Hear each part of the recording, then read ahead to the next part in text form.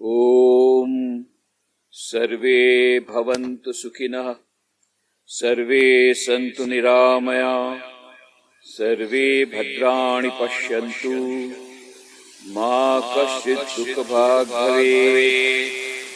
ओम शांति शांति शांति। હમણાં જ આપણે જેમનું બહુ જ પ્રેરણાદાયી પ્રવચન અને મજેદાર પ્રવચન સાંભળ્યું એવા શ્રી ભાગ્યેશભાઈ ઝા, ડોક્ટર મિહિરભાઈ ઉપાધ્યાય, માનનીય શ્રી અરુણભાઈ ઓઝા, શ્રીમતી ભાવનાબેન રાવલ, અહીં ઉપસ્થિત અન્ય મહાનુભાવો, ઉપસ્થિત માતાઓ, બહેનો, ભાઈઓ, વિદ્યાર્થી મિત્રો, ભાગ્યેશભાઈ ના બોલવા પછી કંઈક બોલવું બહુ મુશ્કેલ છે પણ એમણે એક બહુ સુંદર વાત કરી ખીચડીની. ત્યાંથી હું શરૂઆત કરું. એમણે ખીચડી શરૂઆત કરી, હું પણ ખીચડીથી શરૂઆત કરું.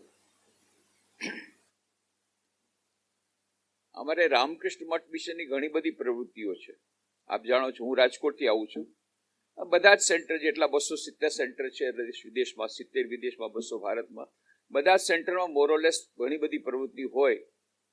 તો એમાં કેટલાક લોકો હોય છે, એ લોકો દરરોજ આવે, દરરોજ સંધ્યા આરતી થાય, ખંડન ભવ વંદન જગ વંદન વંદિતો માય.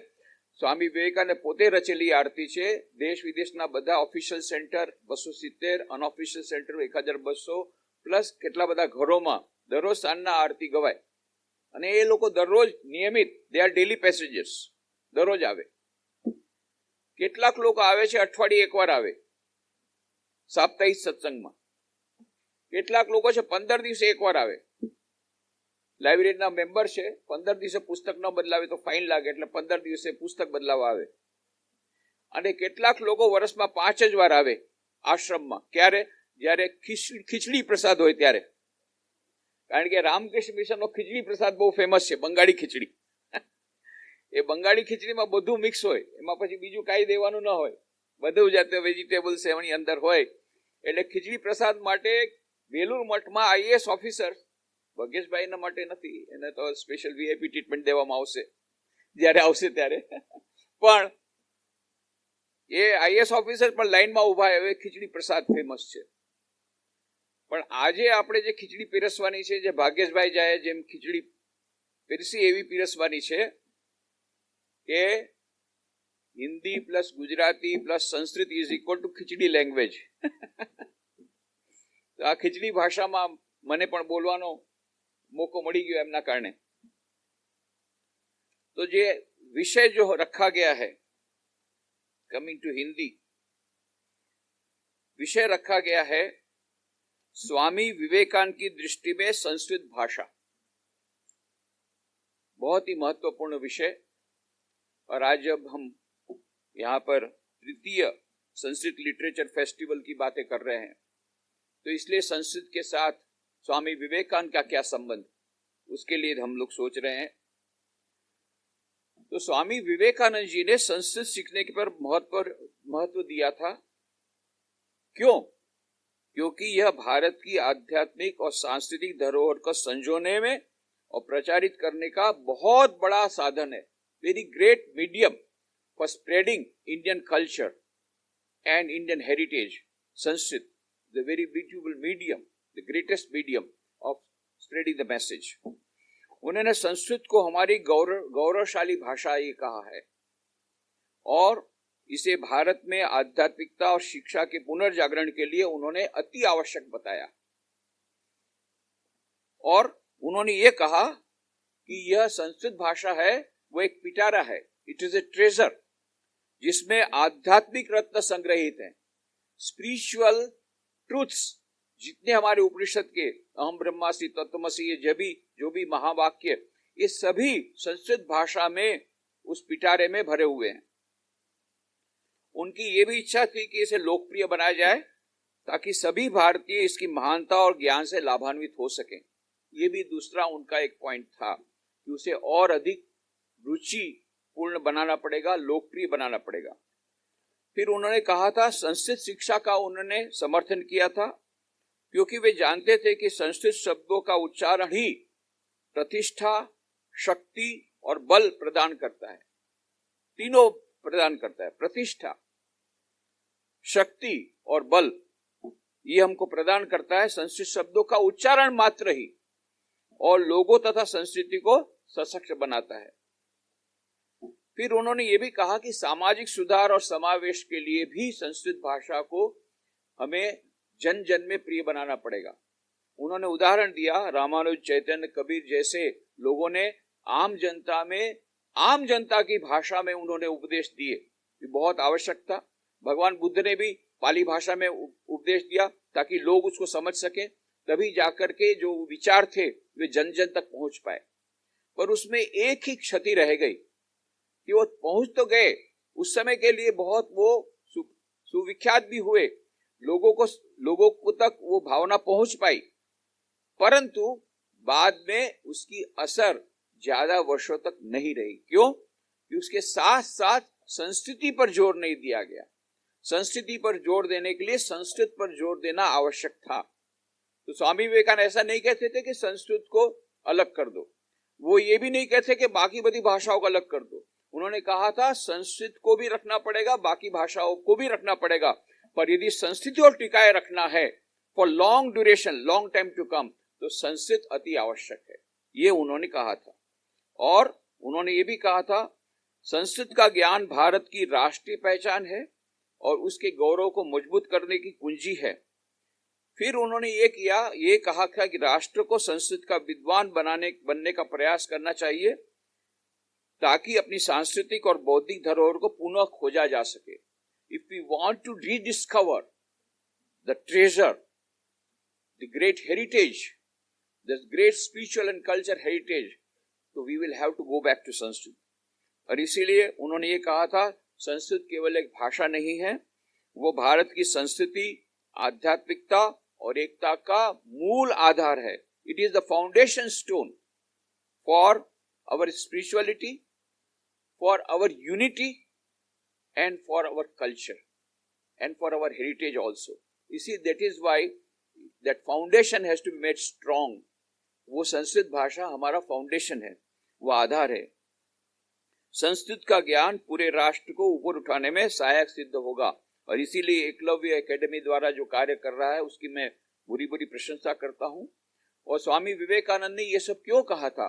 क्योंकि उनको यह बिल्कुल उनके मन में यह भावना दृढ़ थी कि सबसे पहली बात तो संस्कृत एक देव भाषा है, देवताओं की भाषा। It is language of gods and goddesses. आप उस भाषा को आप यदि जब उच्चारण करते हैं, उसी से आपको पता लगता है कि एक दिव्यता का अनुभव होता है। हम लोग दिव्य जीवन संघ के इस सुंदर शिवानंद आश्रम में हैं, तो वो दिव्यता का जो वातावरण है, उस दिव्यता के वातावरण में जब हम लोग संस्कृत के ये श्लोक सुन रहे थे प्रारंभ में, तो वो दिव्य वातावरण और भी दिव्य बन गया था। ये तो हम सबका अनुभव है अभी। क्यों? संस्कृत दिव्य भाषा है, देवताओं की भाषा है। और इतना ही नहीं, स्वामी विवेकानंद ऐसा मानते थे केवल भारत की अधिकांश भाषाओं की जननी है, ऐसा नहीं, यूरोपीय भाषाओं की, यूरोप की कई भाषाओं की भी जननी ये संस्कृत है। ये स्वामी विवेकानंद ने प्रोफेसर मैक्स मुलर वगैरह सब बड़े बड़े विद्वानों के साथ बातचीत करने के बाद कहा है, ऐसा नहीं कहा। स्वामी विवेकानंद स्वयं तो सारे विश्व में गए थे। और इतना भी उन्होंने ये भी कहा था कि संस्कृत और संस्कृति दोनों एक दूसरे के परिपूरक हैं। At least from the point of view of India, Bharat के संबंध में तो हम यही कह सकते हैं, बिना संस्कृत के संस्कृति नहीं, बिना संस्कृति के संस्कृत नहीं, दोनों एक दूसरे के पर्यायवाची हैं। और एक बात स्वामी जी ने कही कि संस्कृति भाषा अति मधुर है, संगीतमय है। उसको आप सुनने से ही आपको उसमें मधुरता इतनी आती है कि वो संगीत, उसमें जो भी जुड़ता है वो उसको और भी अधिक सुमधुर बनाता है। पर संस्कृत भाषा अपने आप में एक संगीतमय भाषा है, ये स्वामी विवेकानंद मानते थे। और वे कहते थे संस्कृत शब्द का उच्चारण मात्र सभ्यता को गौरव, प्रतिष्ठा और शक्ति प्रदान करता है। और इसीलिए वे संस्कृत भाषा को के प्रचार प्रसार के लिए उन्होंने बहुत प्रयत्न किए। अपने जीवन काल में स्वयं भी वे संस्कृत के कि संस्कृत को समर्पित रहे। स्वामी विवेकानंद જ્યારે શ્રી રામકૃષ્ણ દેવની મહાસમાધિ થઈ ગઈ 1886માં, એના પછી વરાનગર મઠમાં જ્યારે બધા સંન્યાસીઓ સ્વામી વિવેકાનંદના ગુરુભાઈઓ રહેતા હતા, ત્યારે એમણે પ્રમદાદાસ મિત્રને પત્ર લખ્યો કે અમે લોકો બધા અહીંયા સંસ્કૃત વ્યાકરણનો અભ્યાસ કરવા માંગીએ છીએ, માટે તમે અમને સંસ્કૃત પાણીનીના વ્યાકરણના ગ્રંથ મને મોકલાવો. તો અમે એ વખતે પાણીનીનો એમણે વ્યાકરણનો પ્રારંભ કર્યો અધ્યયન. અને પછી બહુ સુંદર એક રોચક ઘટના તમને સંભળાવું. સ્વામી વિવેકાનંદ પછી 1890માં મા શારદાના આશીર્વાદ લઈને, આવતીકાલે મા શારદાની જયંતિ છે, કાલે ખીચડી પ્રસાદ મળશે પણ રાજકોટમાં, અહીંયા મળશે. અમદાવાદમાં નવું સેન્ટર શરૂ થઈ ગયું. આપને જાણીને ખૂબ આનંદ થશે કે અત્યાર સુધી વસ્ત્રાપુરમાં એક એપાર્ટમેન્ટમાં ચાલતું હતું, એ તો ચાલે જ છે, પણ લેખંબા નામના ગામમાં જે સાણંદ તાલુકામાં છે 7.5 એકર જમીન અમને મળી છે. અને ત્યાં 9મી તારીખે 9મી ડિસેમ્બરે પ્રાર્થના ભવનનું ઉદ્ઘાટન થયું. આપણા માનનીય મુખ્યમંત્રી પણ હાજર હતા અને ઘણા બધા લોકો આવ્યા હતા. પ્રધાનમંત્રી શ્રી નહોતા આવી શક્યા, પણ એમણે વિડીયો કોન્ફરન્સના માધ્યમથી પોતાનો બહુ સુંદર મેસેજ આપ્યો હતો. તો ત્યાં પણ તમારે લેખંબા જાશો તો મા શારદાદેવીનો કાલે જન્મતિથિ છે, તે તમને સરસ ખીચડી પ્રસાદ મળશે. પણ મા શારદાના આશીર્વાદ લઈ સ્વામી વિવેકાનંદ 1890માં આખા ભારતની પરિક્રમામાં ગયા. અને સૌથી પહેલા હિમાલય ગયા, ત્યાંથી પછી દિલ્હી થઈને રાજસ્થાન ગયા. તો જયપુર જ્યારે આવ્યા ત્યારે જયપુરમાં એક બહુ સુપ્રસિદ્ધ પંડિત હતા. તો સ્વામી વિવેકાનંદને ઈચ્છા થઈ કે જે પાણીની ગ્રામરનો વ્યાકરણનો અભ્યાસ એમણે પ્રારંભ કર્યો હતો, પૂરો નહોતો કર્યો, તો આવા મોટા પંડિત છે, તો અષ્ટાધ્યાયીની એનો એમણે અભ્યાસ આરંભ કર્યો. 3 દિવસ સુધી પ્રથમ સૂત્ર એ સમજાવતા રહ્યા પંડિતજી, પણ સ્વામી વિવેકાનંદ સમજી શક્યા નહીં બરાબર. છેવટે પંડિતજી અકળાઈ ગયા. પંડિતજીએ હાથ જોડીને કહ્યું, સ્વામીજી 3 દિવસમાં હું એક સૂત્ર પણ તમને સમજાવી ન શક્યો, માટે હવે આપણે આ કાર્યક્રમ બંધ કરવો પડશે. એટલે પછી સ્વામીજી તો બંધ તો કરી દીધો, પણ સ્વામીજીને કહ્યું, હે અષ્ટાધ્યાયની હું સમજી નહીં શકું. બધું કામ છોડી અને બેસી ગયા પોતે જ અધ્યયન કરવા માટે. 3 કલાકની અંદર એમણે અષ્ટાધ્યાયની પર પ્રભુત્વ મેળવી. એના પેલા પંડિતજીને આખો અર્થ સમજાયો. પંડિત નમન કર્યા કે ભાઈ તમે પોતે આટલું બધું સમજી, આટલું તો હું નથી સમજ્યો આખી જિંદગીમાં, જે તમે 3 કલાકમાં સમજી ગયા. પછી સ્વામીજી કહ્યું હતું કે જે લોકો આત્મદર્શી હોય છે એમની બુદ્ધિ એવી પ્રખર હોય છે કે જે વિષયમાં એ અંદર જાય તો એકાગ્રતાપૂર્વક એનો રહસ્ય સમજી શકે છે. પણ આ બતાવે છે કે સ્વામી વિવેકાનંદની એ પાણીની ગ્રામર હોય કે સંસ્કૃતનો અભ્યાસ હોય, એના પર એમની કેટલી બધી રુચિ હતી, કેટલા એમને સમર્પિત હતા. અને છેલ્લે એમણે પાતંજલ મહાભાષ્ય એમણે પૂરું કર્યું પોરબંદરમાં. ભાગ્યેશભાઈને ખબર છે કે આ સ્વામીજીએ પરિવ્રાજક અવસ્થામાં આખા ભારતમાં ફર્યામાં સૌથી વધારે સમય ગુજરાતમાં ગાળ્યું. એ ગુજરાતનું ગૌરવ છે, સૌથી વધારે સમય ગુજરાતમાં ગાળ્યું. અને એનો પ્રારંભ અમને અમદાવાદથી શરૂ કર્યો, એ અમદાવાદનું ગૌરવ છે. અને એટલા જ માટે ગુજરાત સરકારે 120 કરોડ રૂપિયાના ખર્ચે વિવેકાનંદ ટુરિસ્ટ સર્કિટ એ પ્રારંભ કરવાની ઘોષણા હમણાં આપણે મુખ્યમંત્રી શ્રી કરી ગયા 9મી તારીખે. તો એમાં સ્વામી ગુજરાત સરકારે જે ઐતિહાસિક દિલારામ બંગલામાં સ્વામી વિવેકાનંદ પોતે રહ્યા હતા 1892માં એપ્રિલમાં, એ ગુજરાત સરકારે રામકૃષ્ણને સોંપી દીધો. માત્ર 1 રૂપિયા ટોકન રેન્ટ ઉપર 30 વર્ષની લીઝ ઉપર સ્મૃતિ મંદિર બનાવવા.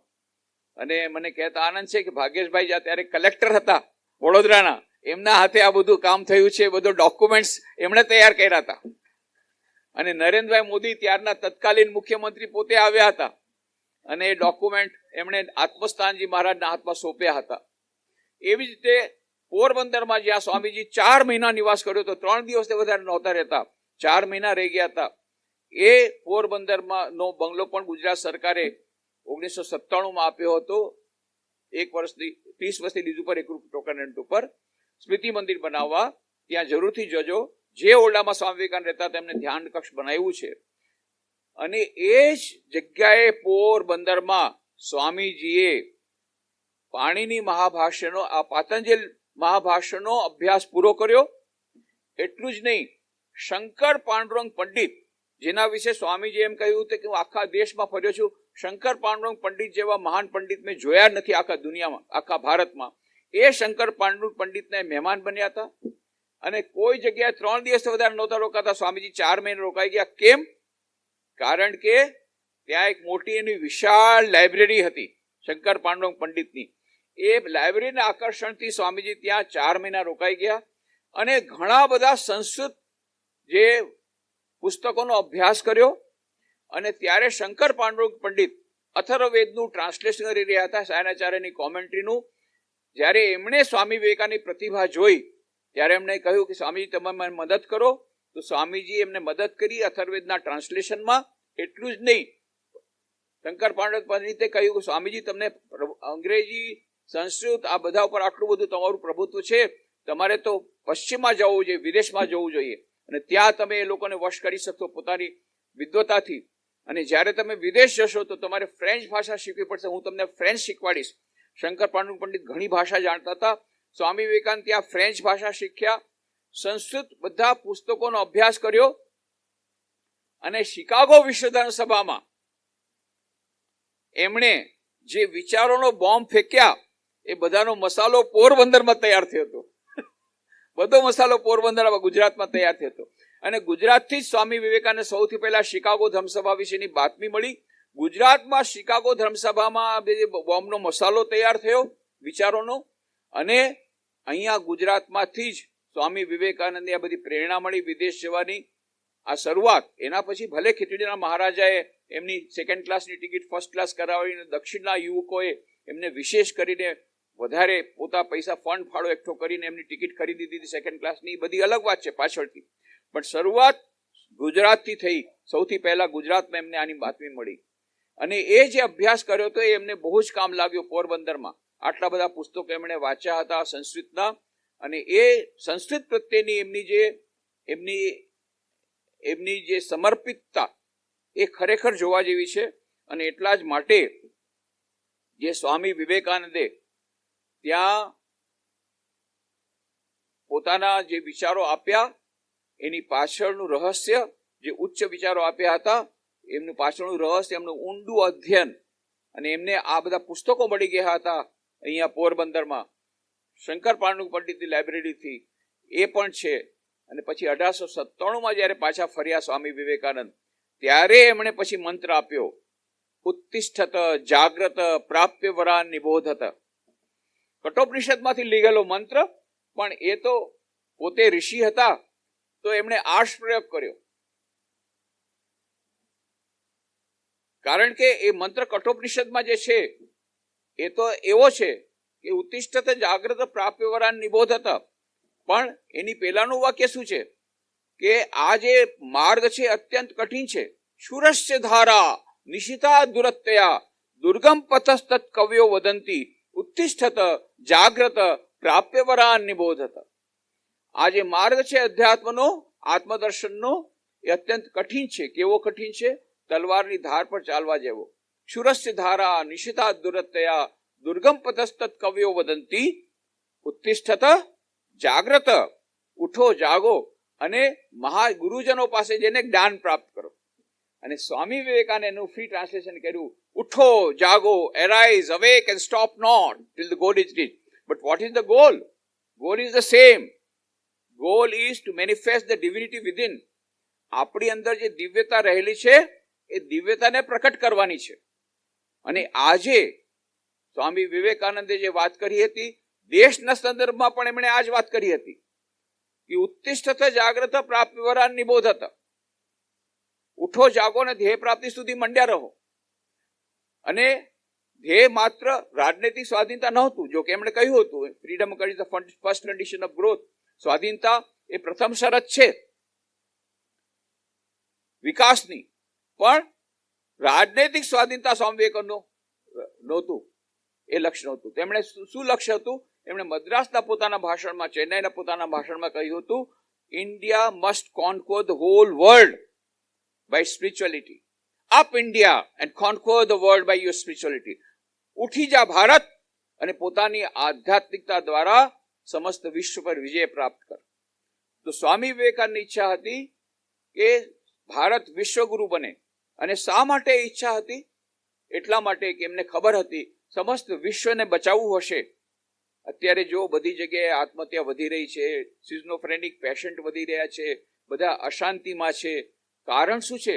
કારણ કે પોતાના આ જે મટીરિયલિસ્ટિક ફિલોસોફી, ચારવાક ફિલોસોફીના બધા શિકાર બની ગયા છે. મટીરિયલિસ્ટિક ફિલોસોફીના શિકાર બની કન્ઝ્યુમરિઝમ, ઉપભોક્તાવાદ, એફ્લુએન્ઝા એનો શિકાર બની અત્યારે આત્મહત્યા કરી રહ્યા છે, સિઝનોફ્રેનિક બની રહ્યા છે. ત્યારે સ્વામી વિવેકાનંદનો સંદેશો, દિવ્યતાનો સંદેશો જે એમણે અમેરિકામાં આપ્યો હતો, શિકાગો ધર્મસભામાં આપ્યો હતો, એની આજે બહુ જરૂર છે. શ્વેતાશ્વેત્ર ઉપનિષદનો શ્લોક એમણે સંભળાવીને કહ્યું હતું, શૃણવંતુ વિશ્વે અમૃતસ્ય પુત્રાઃ આયે ધામાની દિવ્યાની તસ્તુ વેદાહમેતમ પુરુષમ મહાંતમ આદિત્ય વર્ણમ તમસ પરસ્તાત તમેવ વિદિત્વાતિ મૃતમેતિ નાન્ય પંથા વિદતે નાય. હે અમૃતના સંતાનો સાંભળો, મેં પરમ પુરુષને જોઈ લીધા છે, જેને જોયા બાદ બધા દુઃખોમાંથી નિવૃત્ત થઈ જાય છે. અને પછી સ્વામી વિવેકાનંદ અમેરિકન વાસીઓને કહ્યું, sisters and brothers of America, let me call you by the sweet name, children of immortal bliss. તમે તો અમૃતના સંતાનો છો.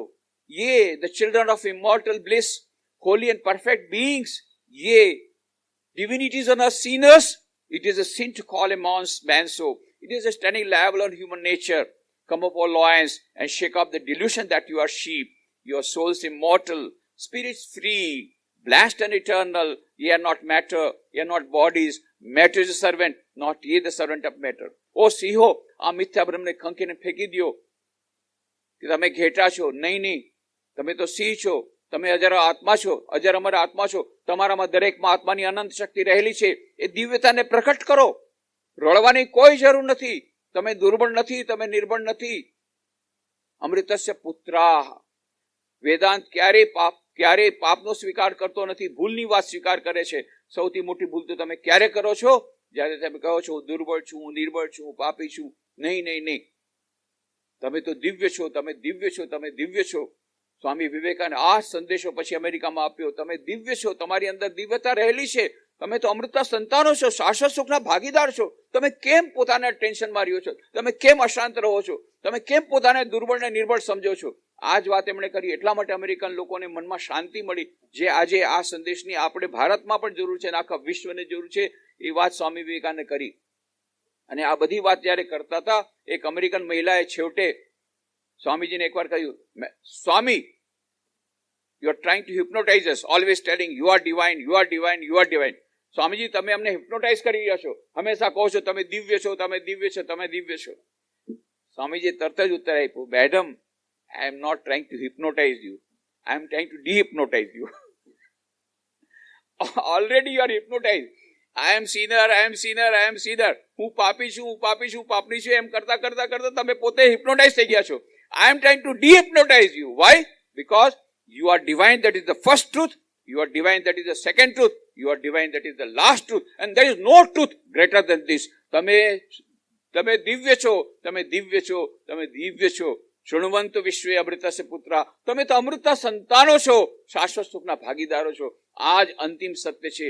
આ સત્ય સંસ્કૃતમાં આપેલું છે.